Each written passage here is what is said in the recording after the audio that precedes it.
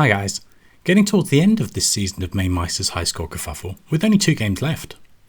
Last week we were playing a game from 1997, which is a beat 'em up from the kings of the genre, Capcom, and the game was Battle Circuit. This wasn't a game I'd even heard of, but it has all the hallmarks of a Capcom beat 'em up, which originated with Final Fight, and the mechanic is still pretty similar 8 years later. The presentation of this game is superb, with great colour use and plenty of cutscenes and animation between the levels. My biggest issue with the game is the difficulty. From my perspective, the default difficulty is just too hard. It really tries to punish you to get you to put more credits in.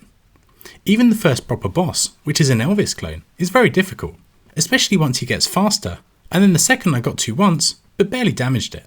Having to struggle through the early game to just get beaten down again put me off from playing more. It could have made a nice home game, but didn't get a port at the time. So it's a game I'm glad I've put some time into to see what it's like, but it's not one I'll likely go back to. If I want this sort of game, I'm much more likely to play the Punisher or the original Final Fight. It seems a lot of people had similar experiences, so let's take a look at the scores. So I've had 17 scores sent to me this week, including a token effort from Charlie Farr, who streamed a quick go at the weekend, and a score from Alex, but he chose to continue. There's a group of folks, including Mancave Arcade in 13th, through to Mike in 7th on similar scores, which correspond to getting stuck on the second boss. Beyond that, we have Leagsy in 6th with 700,000, Juff and My Retro Tech separated by just 200 points in 5th and 4th, and then our top 3 are made up of Mark in 3rd, Graham just ahead in 2nd, and then taking his first ever win is Retro Arcade Challenge with a huge 1.5 million. This is a great effort on this really tough game. Here's the distribution of the scores, and we can see that we're not a million miles away from a normal distribution, albeit with a gap between our stragglers and the middle, and then a bit of a peak in the centre. We have 7 people in that central bin, showing that it was a bit of a bottleneck around the 500 to 600,000 mark.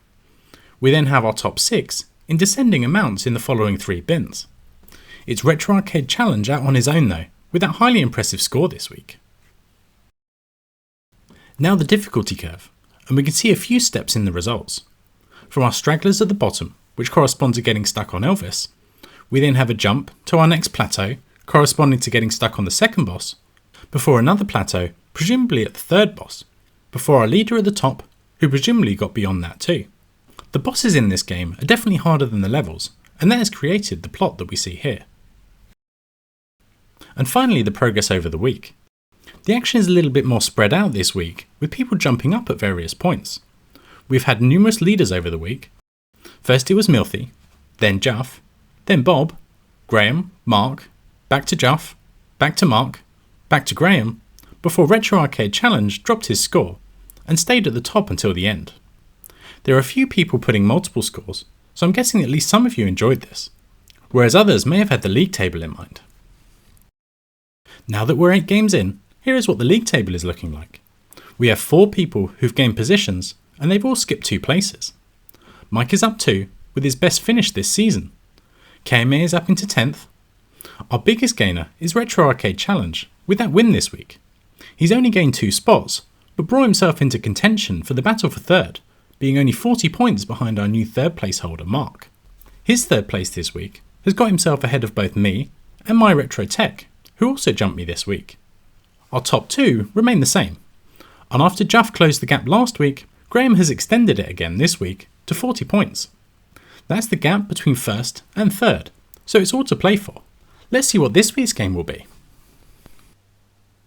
So with only 2 games left, our penultimate year is 1998, and I've had 17 games sent to me.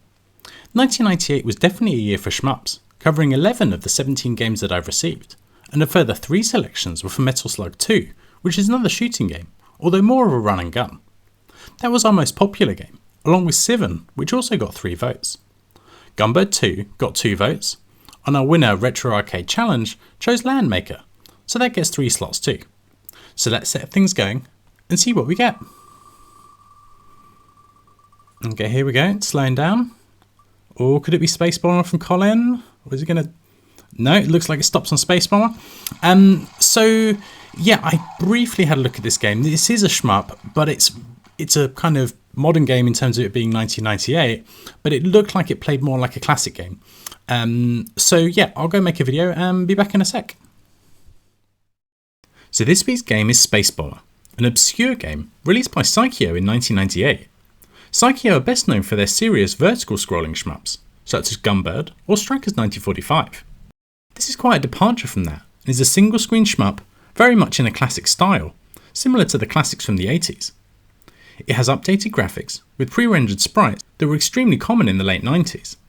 This style hasn't aged particularly well, but the game still looks reasonably nice, with lots of colours.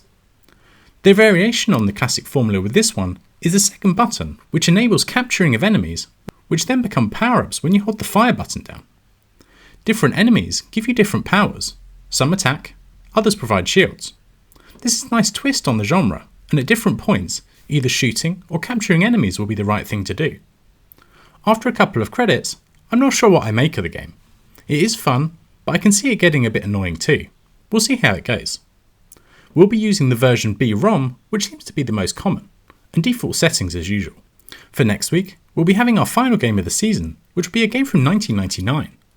There are plenty of shmups from that year, but I'll also allow Sega Naomi games, which emulate much better than the earlier Sega STV, given the closeness to the Sega Dreamcast of that hardware.